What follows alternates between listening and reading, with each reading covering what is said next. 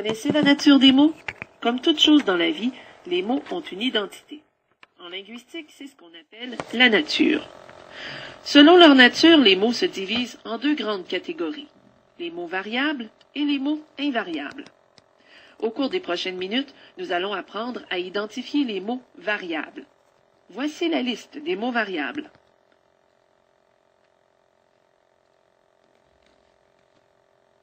Commençons par le nom.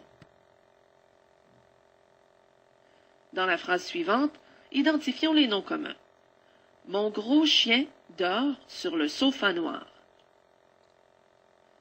Les noms communs sont chien et sofa. Le nom commun se reconnaît facilement grâce au déterminant qui est toujours placé avant le nom. Dans ce cas-ci, les déterminants sont mon et le. Il est possible de placer un déterminant devant n'importe quel nom. Par exemple, la ville, un ordinateur, ce téléphone.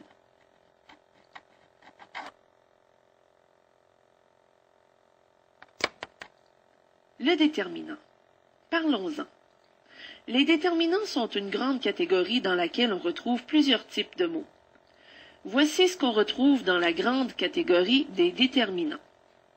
Les articles, les adjectifs possessifs, les adjectifs démonstratifs, les adjectifs numéraux ordinaux, les adjectifs numéraux cardinaux. On retrouve aussi des adjectifs indéfinis, des adjectifs interrogatifs, exclamatifs et relatifs dans cette catégorie. Lorsque vous ignorez la nature d'un mot, vous pouvez toujours consulter un dictionnaire. Revenons à notre phrase modèle. Les déterminants, comme nous l'avons dit, sont mon et le. Mon détermine le nom chien. Le détermine le nom sofa.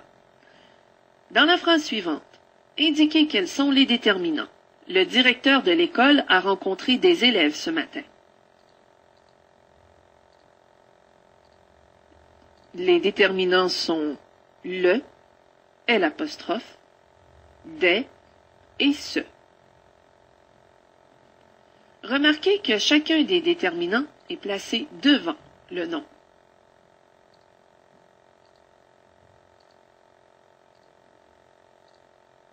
Nous savons maintenant comment reconnaître le nom et le déterminant.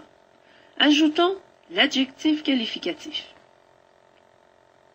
L'adjectif qualificatif est toujours rattaché à un nom pour révéler certaines de ses caractéristiques. Jetons un coup d'œil à notre phrase modèle. Mon gros chien dort sur le sofa noir. Les adjectifs qualificatifs sont gros et noir. Gros qualifie le nom chien et noir révèle les caractéristiques du nom sofa. Mais imaginons plutôt que la phrase soit « Ma meilleure copine porte toujours des sandales bleues ». Quels sont les adjectifs qualificatifs dans cette phrase? Il s'agit effectivement de meilleur et de bleu. Jusqu'à présent, nous avons appris à reconnaître les noms, les déterminants et les adjectifs qualificatifs. Ce sont tous des éléments très importants dans la structure d'une phrase. Mais le moteur de toute phrase, c'est le verbe.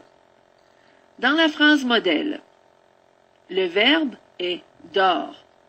Sans ce verbe, il n'y aurait pas d'action dans la phrase. Si vous avez des doutes sur le nombre de verbes conjugués dans une phrase, posez-vous la question suivante. Que se passe-t-il dans cette phrase? Et justement, posez-vous la question dans la phrase suivante. Les athlètes ont couru 10 km, ont nagé 3000 mètres et ont parcouru 25 km à vélo dans une épreuve de triathlon. Que se passe-t-il dans cette phrase? Selon vous, combien y a-t-il de verbes conjugués?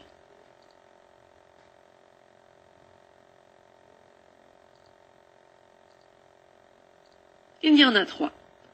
Ont couru, ont nagé et ont parcouru sont les 3 verbes conjugués. Nous avons vu jusqu'à maintenant le nom, le déterminant, l'adjectif qualificatif et le verbe.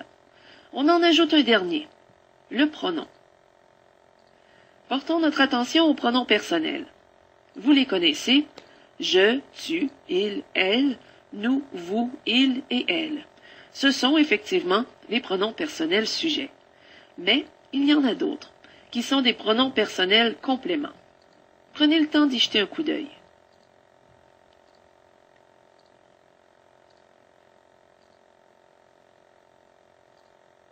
Pour reconnaître le pronom personnel, qu'il soit sujet ou complément, trouvez d'abord le verbe. Par exemple, il dort sur le sofa.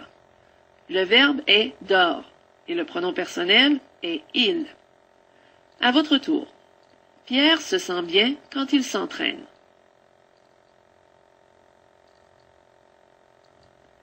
Le pronom personnel dans cette phrase est il.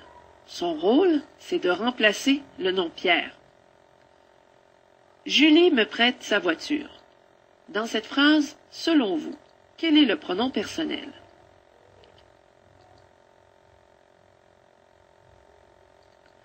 Me est un pronom personnel complément, effectivement. Récapitulons.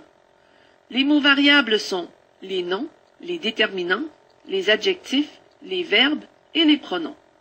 Dans la prochaine leçon, nous allons apprendre à distinguer les mots